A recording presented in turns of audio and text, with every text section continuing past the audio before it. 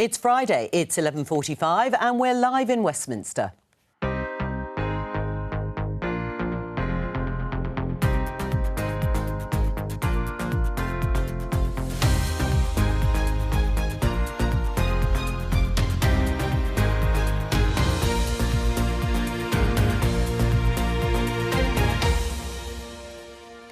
Joining me today, Conservative MP John Barron, Shadow Attorney-General Emily Thornberry, The Sun's Deputy Political Editor Kate Ferguson and Aisha Hazarika of Times Radio.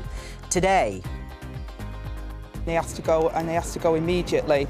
But if he doesn't do that, then the Labour Party will bring a vote of no confidence forward before the House, before we break up for recess. I don't think that it would be appropriate just to kind of down tools and say, actually, you know what, we're not going to do anything until the new boss is in. He will go, but is Boris Johnson overstaying his welcome in Downing Street? There are plenty of potential candidates to replace him. Few have declared, but the issues are becoming clear: tax and Brexit. I think Rishi Sunak was not a successful Chancellor. He was a high-tax Chancellor. I'm looking for a Brexiteer. The country will rue this day. They'll regret it like they did with Thatcher. Exactly. Yes, this will be a mistake. And can anyone repeat Boris Johnson's electoral success?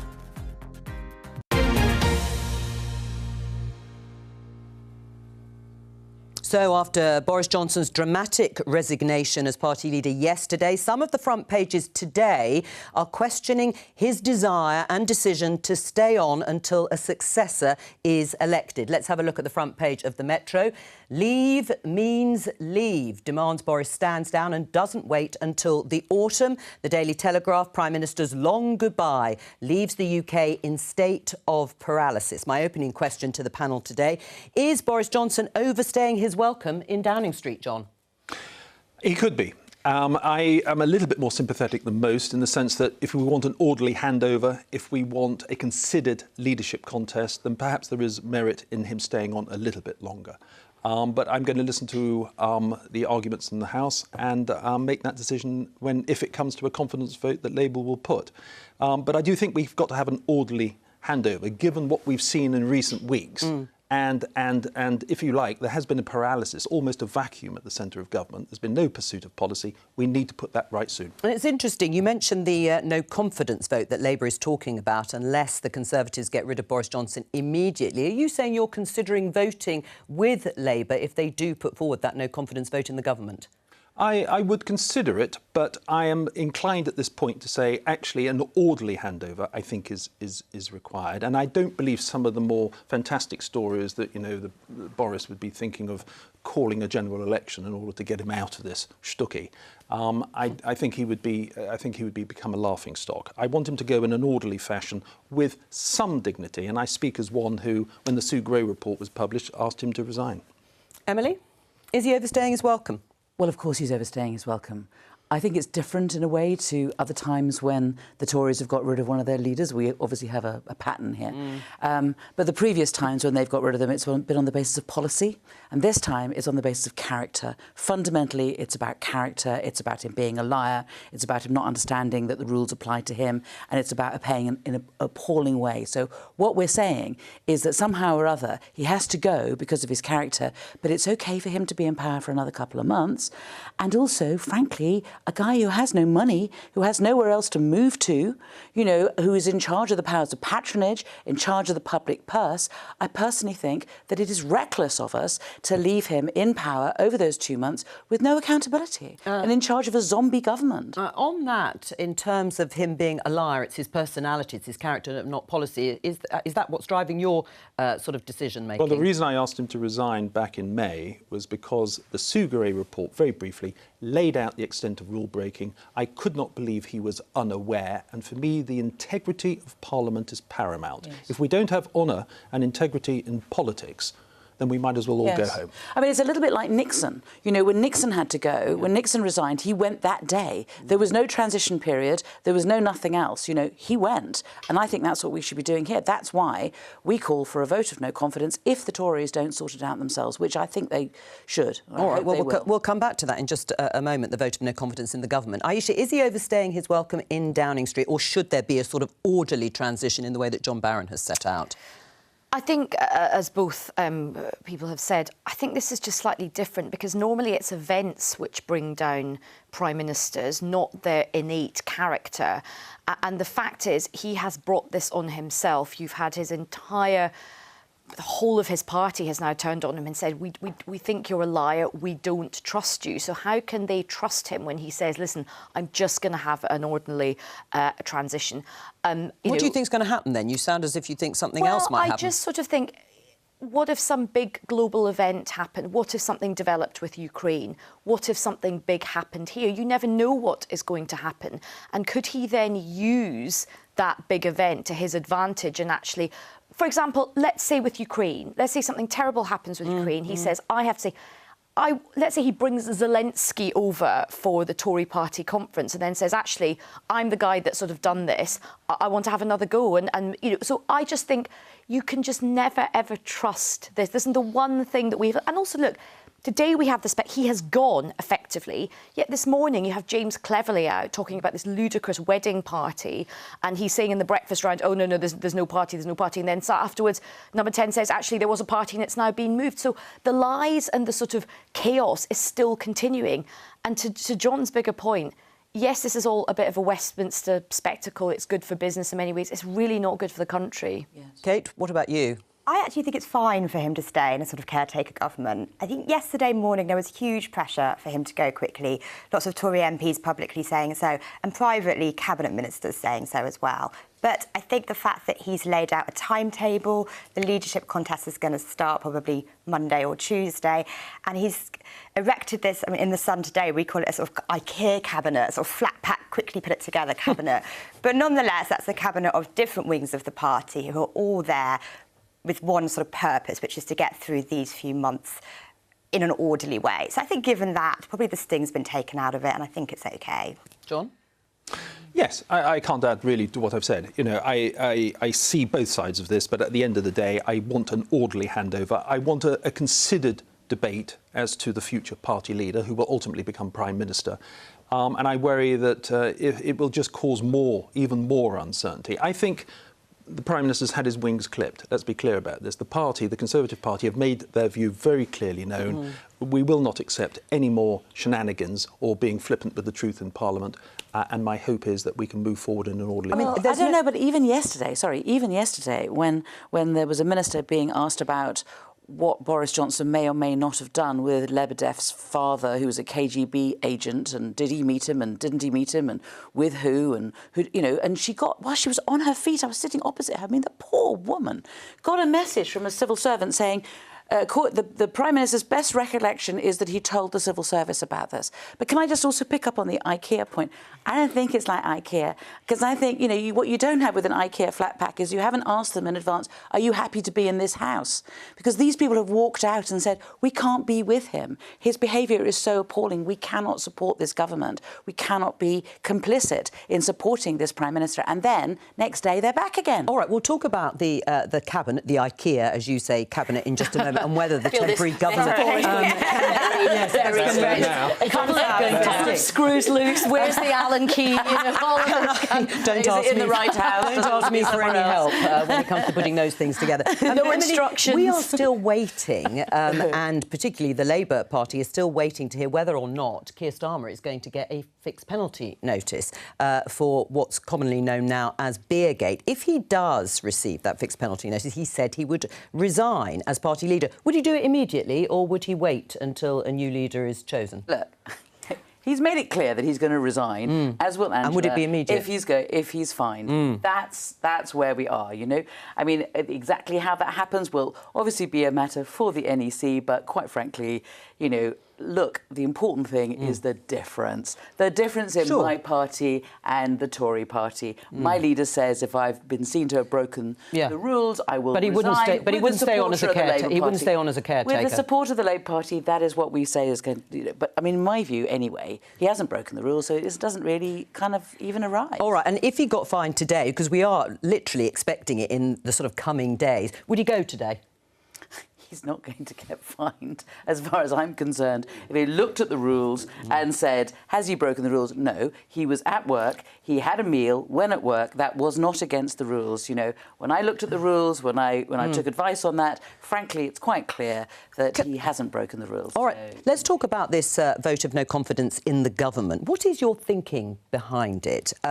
John Barron says he would consider it, and I'll ask John Barron in a moment if he thinks other of his colleagues would consider supporting Labour's vote of no confidence. Could it come as early as next week? Well, we need to give the Conservative Party enough time to perhaps sort it out themselves. I think because, like we've heard, that the 22 is going to meet on Monday. They're going to consider, what they're going to do. I think that people need to start thinking about the reality of what it means to keep Boris Johnson at number 10. But if they set out a process that means the number of MPs who want to stand for the leadership are whittled down to 2, perhaps by the recess, that's a couple of weeks away, but the whole summer will be taken to ask party members, will that timetable work for you? I think that what should happen is that the Deputy Prime Minister should step in. Right. He said that he's not going to run himself. Listen, I've been critical of Dominic Raab. I don't exactly hold him up as the pagan of great governance, but he's certainly better than the person who's in there at the moment, and he is the Deputy Prime Minister. So constitutionally, it makes sense for him to take over when we have such a profoundly discredited Prime Minister. Now, if we can use a vote of no confidence to push the Tories in the right direction, then I think that's the right thing to do. So it's really a mechanism to push the Conservatives in the right... Well, look, if we end up with a general election, I'm not saying that we won't be happy, but we need to get the Tories to focus on the reality of the current situation, which is not in the interest of the country. In order for it to work, though, John, it would take quite a few dozen of your colleagues to actually vote for the motion being set by Labour and no confidence in the government. Are any of your other colleagues considering that? I think opinion is split. What the vast majority of us, and myself included, want is a clear timetable next week with regards to what's going to happen next. And I think we're going to get that, courtesy of the 22 committee meeting on Monday and other processes as well. And if we lay out a very clear timetable, which will involve giving the decision to the membership over the summer recess, I think that is an orderly way of doing things. And it will then negate the need for a vote of, as far as we're concerned, a vote of no confidence. What do you think about this idea, this strategy of a vote of no confidence in the government by Labour? I mean, listening to the Deputy Leader and Emily this morning, they are saying that unless the Conservatives get on with it, they will do it. They could do it next week. I think Labour feels that they have to do this, and I think a lot of people from the outside are really unhappy with the fact that the Prime Minister is still in position. So I think from a sort of political imperative point of view, Labour feels they've had a good week in terms of getting rid of Boris Johnson. They do want to feel that they're keeping the momentum up. But just one thing I just want to say, I don't want to come back to the IKEA thing again, but... we keep hearing this word, like orderly. And the one word you absolutely cannot use to describe Boris Johnson's time or as a man is orderly. I do think that we are being quite... Well, hang on. We're just going to have a cabinet where they're all fighting for leadership. They're all fighting for brand. And he could actually influence the leadership contest if he's still, well, he is still in power, particularly through policy, sending out signals. Yesterday I thought it was extraordinary. He said, the next leader will have my support some of the time. And it was like, so he's already sending a signal out. Well, can I just say, very briefly, one quick thing. I think what we're going to see next week is the 1922 come up with, dare I use the word, orderly process with regards to the transition of power. And I am assuming that, which is why I will not vote for or support Labour in the no confidence vote, because I do believe that process is going to be laid out. And I think the vast majority of my colleagues will be doing exactly the same. So we're sort of, second-guessing the hypothetical next All right, week. but Let's see what happens. But what about the nature of this temporary cabinet, this temporary government? The idea that Boris Johnson said when he stood outside Number 10 yesterday that there won't be a radical change of direction, that they won't be making big policy decisions. Is that going to hold? Is that sustainable when we're in the middle of a cost of living crisis? Well, I mean, the election manifesto, our manifesto laid clear the policies. I don't see why a IKEA cabinet would change that at all. They don't have the mandate to change it. So I think, as far as we're concerned, certainly on the backbenchers, we want sound policy continuing. Now, some of us disagree with high taxation. I think taxation as a 40-year high is a very unconservative. So would you be happy then for the Chancellor now to cut taxes, even though this is supposed to be a sort of... I've been lobbying Parliament. I've been lobbying the Chancellor to do that. I will still lobby him to do that, the new Chancellor, and if he does it, I'll be delighted, because by cutting taxes, we can better help the less fortunate, because you create more prosperity. We're going to talk about the potential candidates, people putting themselves forward for the leadership, Kate, but what about this idea that they could use it, some of them, as a platform while they're in government at the moment? Boris Johnson could influence and have some say. That would break with precedent, certainly from his last two predecessors who didn't get involved in terms of who they might back in a leadership contest. Isn't that going to be very difficult? I think it's like the last leadership contest. You had lots of people running, lots of them were in cabinet. Your profile always is part of your leadership bid, I suppose. But I just don't think we're in the space where we're going to see major policy announcements discussed or put forward. They said so at cabinet, and it's clear from conversations with the Chancellor and things that he's not in a space where he's going to be immediately announcing like an emergency budget or anything. All right, let's have a look at this headline in The Independent. Slightly cheeky. Wallpapergate. Leaked £200,000 invoice reveals Boris Johnson's number 11 flat renovation, which is where they live, included £7,000 rug and £3,670 trolley. A bit annoying when you've carried out all those refurbishments, Kate, and then you're forced out, having done a Lulu Little. I know, yeah, well, that's true. God forbid that the next person that moves in makes it another John Lewis nightmare. Also, I can say something. There's no IKEA furniture in that flat. You're obsessed with IKEA flat packs. To the table. I'm just... Well, and I think it just does go to sort of show that, beyond the... I mean, I know we keep using the word sort of orderly. It hasn't been orderly. It's been a bin fire of a time. And every single aspect of his premiership, is being tainted by misdemeanour or sleaze. And, the flat situation, I mean, I really hope for their sake they literally rip the wallpaper off the wall, because I mean, wouldn't that be criminal? It's so expensive. Well, exactly. They should take it with them. Do you think it's been as disorderly? Take it with her. Do you think it's been as disorderly as Aisha says? People feel very strongly about Boris, as we've seen over the past week, but there is now a process. He is no longer going to be Prime Minister. There is a process where he steps down. Other people make their pitches. They're democratically elected according to our Constitution and Convention. And I think that will probably be Kate, fine and probably calm things down. He doesn't play by the rules. He relishes in breaking every orthodoxy. But what do you think he's going to do? Well, anything is possible. The thing with this man... So what about him being in charge of patronage? What about that? What about the jobs? What about, I mean, we have to be careful what we say, but there are levers available to him. There might be mechanisms by which he might get assistance. I don't think we're in that space. All right, well, let's move on and talk. Yes, go on, John. Just very briefly, I think there's a risk of us getting carried away here. Yeah. I think he's been sent a very clear message. He's finally heard it. He's stepping down. I think if he tried to do anything silly, and I don't expect him to, then I think he would be laughed out of court. And that's one thing.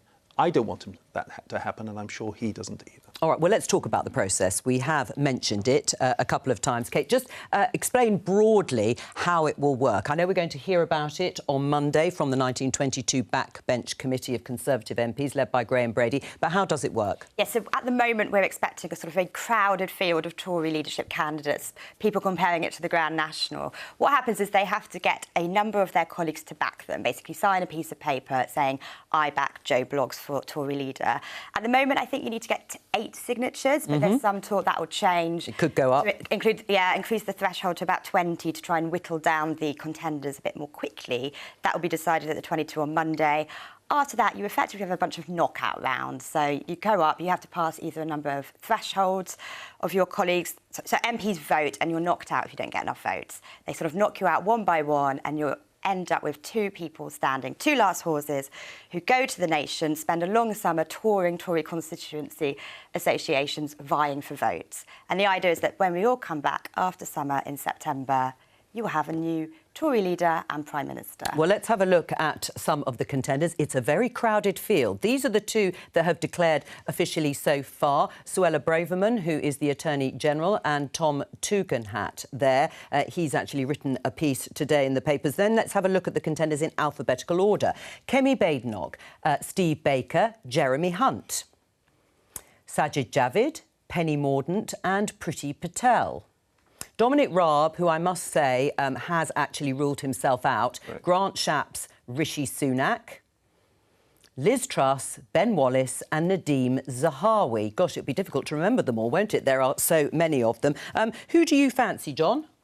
Haven't decided yet, and part of the reason for that is I've been approached myself to... Have you? Consider it, but my local team, constituents and others have said give it some thought, and I'm being perfectly honest when I say that I would be, if I decided to throw my hat in the ring, a newcomer. I don't have 8 signatures yet, so I'm going to take soundings over the weekend. So I'm keeping my powder dry. I'll be talking to a few people over the weekend and we'll see what happens. So you are considering throwing your hat into the ring to be the next Prime Minister? Throwing my hat in the ring to be the next Prime Minister. I think what I would say is this. I think the problem with the rules at the moment, to a certain extent, and I suppose I would say this, but whatever my decision, there is a wealth of talent and experience on the back benches, which I think needs to come forward. And I hope it comes together around sound candidates, so we offer the membership the widest, if you like, and best possible choice. And a lot of those are people, very respectable people they may be, but a lot of them are have been sitting at the centre of government. And backbenchers, I think, have a lot to offer. They've made some very good calls for the party, sometimes in opposition to the party, whether it's things like making sure that we give the people a vote on the EU referendum, whether it's opposing HS2, whether it's foolish Middle Eastern interventions, and trying to get tax down at the moment. But do they have profile? That's the problem. Well, let's see. I mean, I think we need to hear from as wide a number of candidates as possible. Well, it sounds like you might be. The choice. All right, well, let's have a look at Tom Tugendhat, who is throwing his hat into the ring and has done so. I have served before, he says. Now I hope to answer the call as Prime Minister, launching his leadership bid. Chairman of the Foreign Affairs Committee and former soldier says it's time for renewal, and also in that piece says he will cut taxes. Is that what all the candidates need to say? I think yes, to a certain extent, as far as I'm concerned. We need to cut taxes, but not as an end in itself, as a means to an end to create a bigger economic cake to help the less fortunate. I mean, it is about the old. As far as I'm concerned, I'm a one nation conservative. Sound finances, sound economy is very, very important. But you've got to remember that why you're doing that, and it's the old Disraeli principle of making sure that those who are at the bottom of the wage scale, those who are really in need, those who are suffering mostly from the cost of living crisis, need to be helped the most. Emily, what do you make of what John Barron has said in terms of both his own leadership pitch from the back benches and the policy being put forward?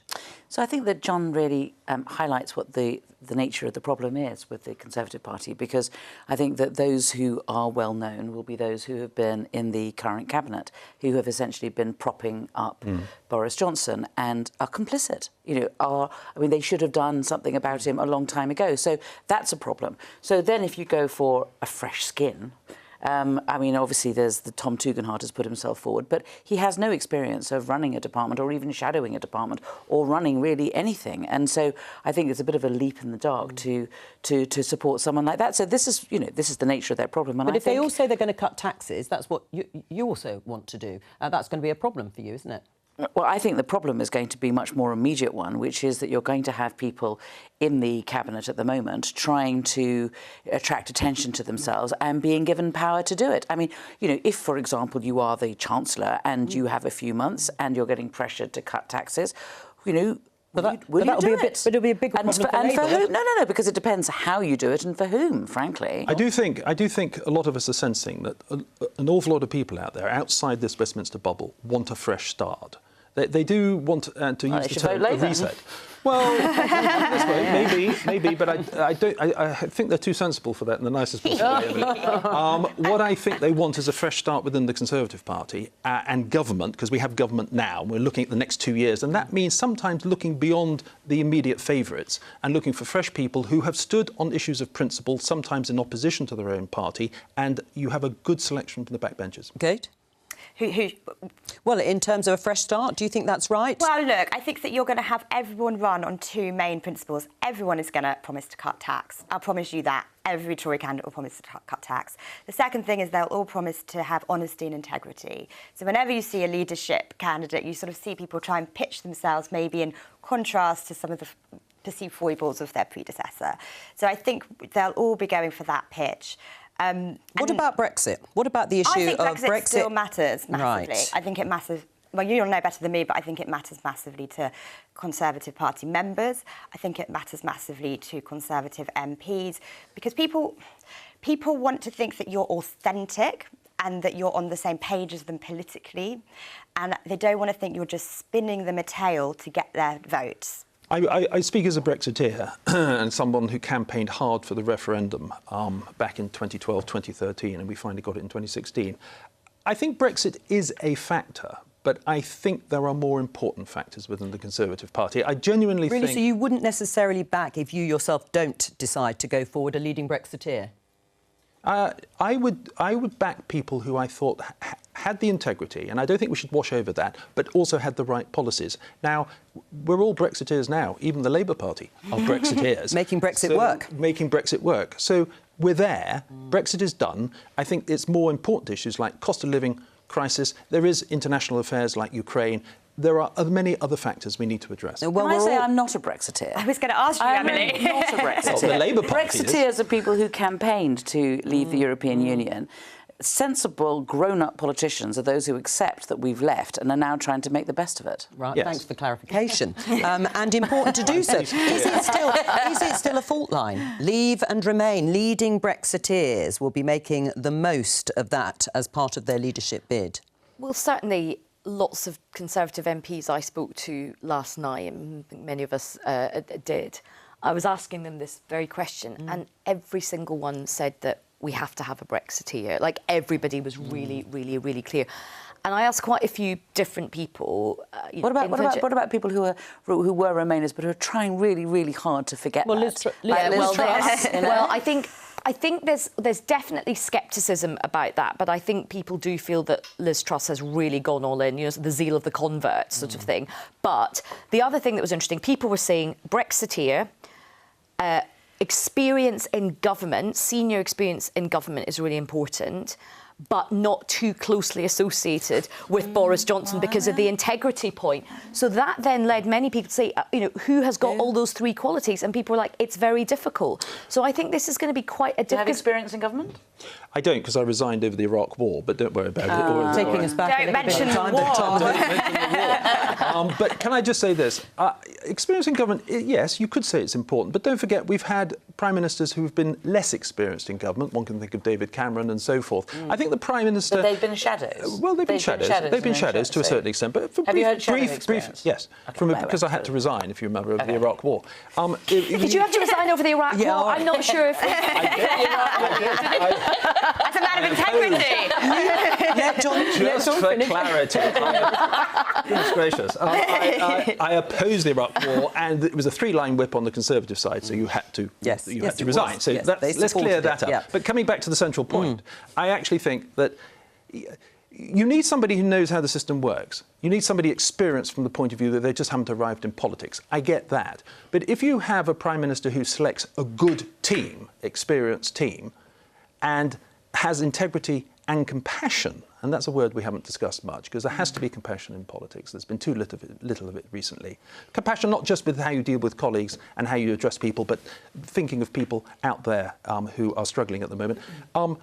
That, I think, is more important than having somebody who's necessarily been at the very top and knows how the system works when those other aspect or who knows how to have run been called into things. I mean, question. I think you need to be able to show that But you if know you've how been to in run Parliament for 20 things. years, you know how the system works. We're getting the pitch here now. I think there's taking a step back. I think Brexit is one fault line, but I think there is a bigger fault line as well. There is definitely an appetite amongst a lot of Conservative supporters and MPs for that kind of one nation tradition of conservatism to come back, which is, I suppose, grown up, sensible, global, all of those sort of things.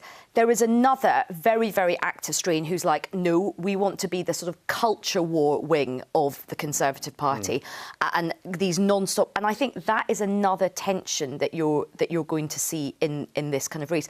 Some people are quite sick of all of that. They want to talk about big picture things. Other people are like, no, we've just got to continue to have a fight to the death on these issues. I do agree a bit about that. I think that what you're probably going to have is a very crowded field of Tory MPs who do offer quite a similar policy platform on tax and turbocharging the economy with tax cuts or whatever.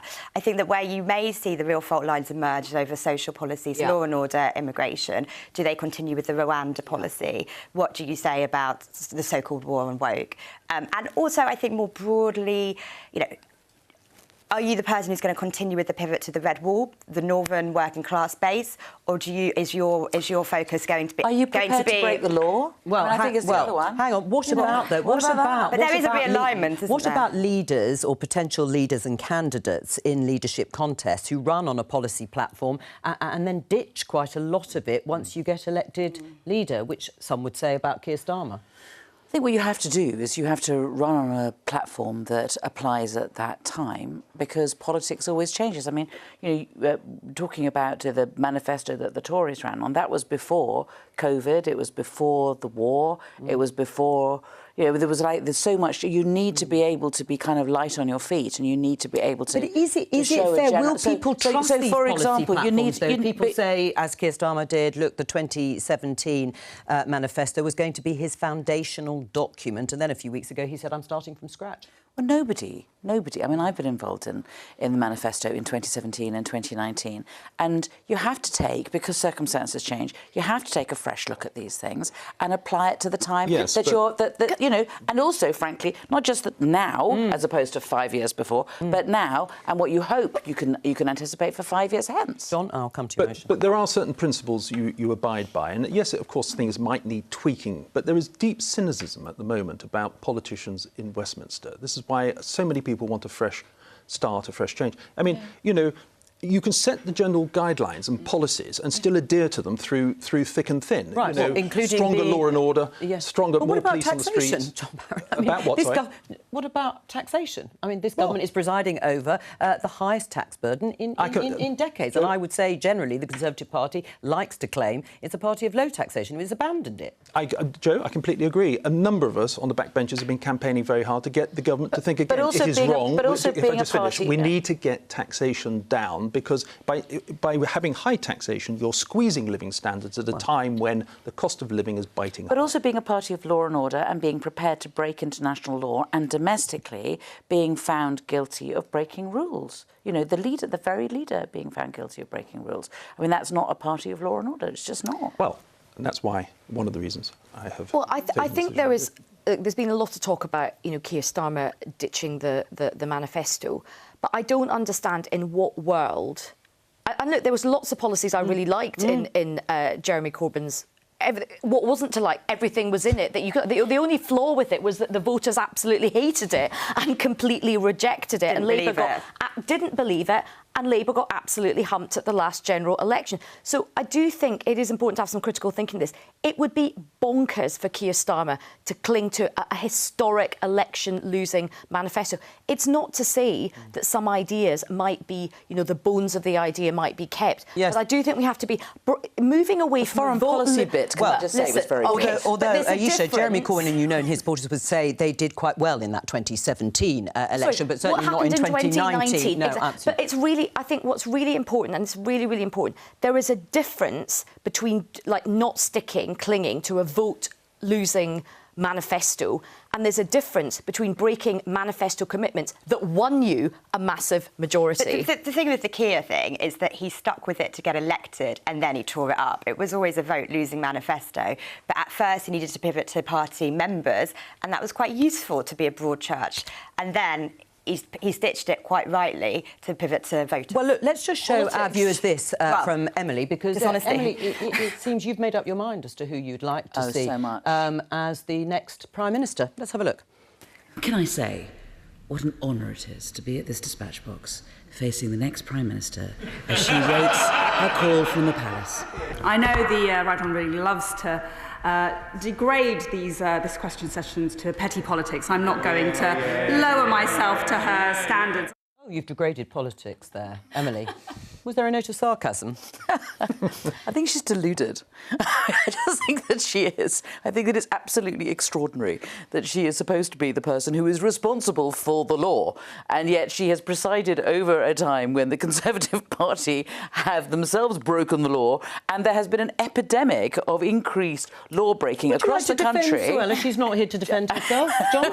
I will just say this. I think there should always be room for a bit of humour at the dispatch. Well, that's probably a good note on which to move on and talk about the electorate, the Selectorate, I can say it, and the wider electorate. Let's talk to Thomas Dillon, who is the campaign strategist who helped running the digital campaigns for 6 out of the 10 of the candidates, including Boris Johnson in the last Conservative leadership contest. And also we have Kelly Beaver, Chief Executive of Ipsos Mori. Kelly, I'm going to leave you just for a moment while we talk to Thomas. Thomas, tell us exactly what helped Boris Johnson win.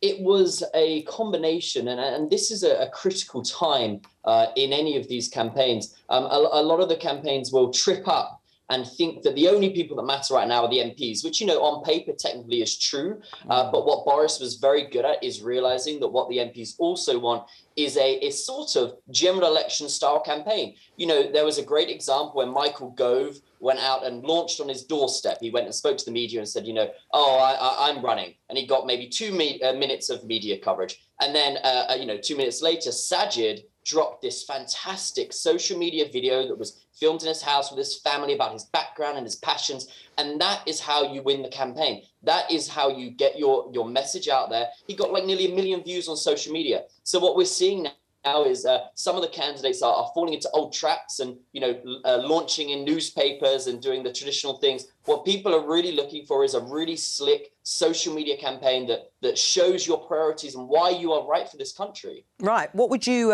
say to John Barron here, who is considering throwing his hat into the ring? He's sitting here in the studio. What advice would you give him? Well, I would say, John, I look forward to seeing a very good video of you meeting members of the public, shaking hands, kissing babies. You know, show us what you're going to do, how you're going to be a prime minister, because that's what people want to see. And we have to remember one of the downfalls of Boris was that MPs were going back to their constituencies and hearing from members of the public that they weren't going to support him anymore. So we need to make sure that while the MPs are in their constituencies this weekend, that yours is the name that is coming up on the lips of their voters. Those are the people that matter. John? Well, I promise you this, I won't be kissing babies, I won't be cuddling kids, all right? I've never done that sort of thing. But I will be talking about where we need to go as a party and where we need to go as a government for the good of the country. And I think at the end of the day, I don't do social media, by the way, so you're going to throw your hands in. Oh, dear. Oh, well. No, I know. Well, I'm a bit of a, you know, I just don't do social media. I'm not going to be dictated. Theresa May made that exact mistake. They famously said, Theresa doesn't tweet. And we saw how that went in 2017. So, well, let's see. But I'm just going to focus on policy, principle and integrity, and let's see what happens. Well, let me bring Kelly in at this point. So there's winning the Selectorate, first of all the MPs and then the party members, and winning then, of course, the wider electorate. Tell us about the polls at the moment, because there are an awful lot of potential candidates, but no clear front-runner. Well, I think at the minute the polls are useful for some things, but not all things. They're useful for getting an idea of the baseline of where the candidates are as they come out of the starting gates. But realistically speaking, the public still don't have very well-defined views on some of those candidates. Some they do not know well at all. Some others, like Rishi Sunak and Sajid Javid, who are some of the names very much mooted, the public know, and they will have a positive or negative sentiment. But all you're seeing in the polls at the minute is awareness levels, really, and that will shift over the next few weeks, and we expect to see that shift substantively. Right. Now, one of the tricks that supporters of Boris Johnson would say he managed to pull off very successfully is he combined voters from different parts of the country and some of the former Red Wall seats and also those in the southeast of England too. Any of the candidates showing they can do that? Is that going to be critically important to winning this? So it will be critically important, and I'll say why in a minute, but that wasn't the only thing that Boris Johnson had going for him at that time. He had a big issue and a big piece of context, which was Brexit, which obviously helped people to coalesce around that issue and around him. And as a result of some of the challenges the government were facing with Brexit at the time, the kind of leadership characteristics that people were interested in were characteristics that he exuded. They wanted to see strong leader. That's not always the case, but they wanted a strong leader, somebody good in a crisis, somebody with patriotism, and those kind of characteristics he was polling well on. Now the electorate are very keen on things. Some of the key dominant leadership traits are around competence, they are around integrity, and some of those areas where they feel that they have lacked seeing some of that in our leadership and our politics in the months and perhaps year that has gone past. Also, that context has moved on as well. Brexit no longer anywhere near the top of what the public are worried about. They're worried about inflation, cost of living standards and the economy as the top issues. Briefly, just on your point, they will still need somebody, the Conservative Party will still need somebody who can help with that voting coalition, because it's made up of lots of different groups. Those who are left-wing in terms of views on spending, more traditional Conservative social outlook, but also those who are more right in terms of economics, more liberal in terms of social values, being able to hold on to the red wall, whilst also fighting competently in the south as well, where the Lib Dems would be challenging. Thomas, do you agree with that? Yes, I think, as you were saying, that the issues have changed. I think people want someone that feels a little bit more real. Boris was great fun at a time when, as you said, there was one issue to get around. But I think people are looking for someone that's maybe a little bit more relatable, someone that they could see themselves, see themselves in. And I think there's a few candidates that I've certainly got my eye on that I think tick those boxes. Oh yeah, who are they? Oh, well, I couldn't possibly give away at such an early stage, but I think she may be the next Prime Minister. Oh, right, OK. Well, yes, well, we'll wait to hear from you again then, when they all actually finally declare. Thank you to both of you. What about the Selectorate? How difficult is it to pitch to the Selectorate ahead of the electorate, Kate? To MPs, well, I think it's difficult. I think you have to convince them that you can keep their seat, first of all. What do MPs most interested in? Winning elections, keeping their seats. So they want to think that you can deliver in their patch those kinds of voters. I think they're probably all looking for integrity, honesty too, broadly. I think the Brexit divide, personally, I think that does matter to MPs still. And then the big challenge facing the whole country, number one, is boosting the economy. You know, we're heading for a recession, inflation's high. Who do they trust not to just say, yes, we'll cut taxes, it will be fine, but who do they trust to actually kickstart growth? Because it's flatlining. Selectorate? Well, it's interesting, really, because there's kind of three stages. There's the MPs, and I sort of agree with what Kate has said. You know, many MPs have had a very, very bruising experience. They've also got to think about the party members and, you know, going back to the conversation we just had about Keir Starmer, remember, there is also appealing to party members who often have quite a heightened view of their particular values, which might be out of step with the ultimate people who are going to vote for you, which is the electorate and the public. And that's what I think is going to be quite interesting about this, because I think the public are really, really fed up with things that have gone on. Cost of living crisis, absolutely number one. I think they want some calm. I think they want some stability. I also think the difficulty on the Brexit question is that the public don't want a rerun of Brexit, but I don't think the public is happy. I don't think the public, by the way, thinks Brexit can be done or work in a very sensible way. So there's quite a lot of competing interest between these three different groups. Just before we go, let me just show you this Daily Mail. What the hell have they done? Are you going to come to regret this, as some of your colleagues have said? We heard Jacob Rees-Mogg and Andrea Jenkins and Christopher Chope, in fact, in the headline saying this is a terrible, terrible mistake, getting rid of Boris Johnson. Well, I don't think it is, not if you believe in integrity and what you're told at the dispatch box is going to be the truth. because if we don't believe in those principles, and as I've said before, the Prime Minister changed his line on a number of issues with the Sue Gray report and the Partygate, and then we've seen Chris Pincher affair. No, I don't think we will. All right, Heather Stewart in The Guardian is saying that we're going to hear from Durham Police this afternoon on that all-important decision over Beergate. We'll bring it to you very, very shortly, if not on this programme, on the news channel. From all of us here, bye-bye.